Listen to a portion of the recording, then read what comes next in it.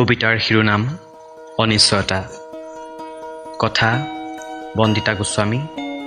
আবৃত্তি ঋষিক কাশ্যপ-শৰ্মা।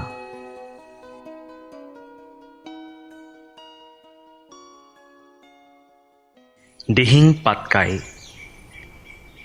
কোনে দিলে জানো নামটো, বৰ আপোন। মৰমতে কয় পূবৰ আমাজান।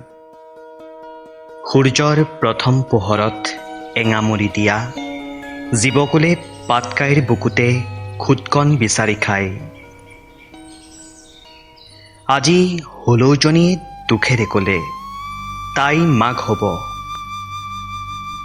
প্ৰাণ চঞ্চল কৰা পক্ষী কাকলিবোৰে মোক সুধিলে, আমি গীত গামনে?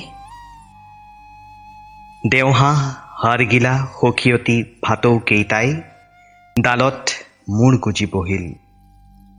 বনৰীয়া ঘোঁৰাবোৰৰ খোজত ছন্দ হেৰাল। মোৰ বুকুতে থকা সোণালী বান্দৰ পহুকেইটা জোপোহাৰ আঁৰলৈ সোমাল। সিহঁতৰ আবেগ মইহে বুজো। পাটকাইৰ চুকে কোণে পানীৰ জুঁৱলিৰ আশে পাশে দেও দি ফুৰা ডাউক চৰাইবোৰ, বন বিৰিখত পতা সংসাৰবোৰ ধূলিৰে ধুঁৱলি কুঁৱলী হৈ থান বান হ'ব।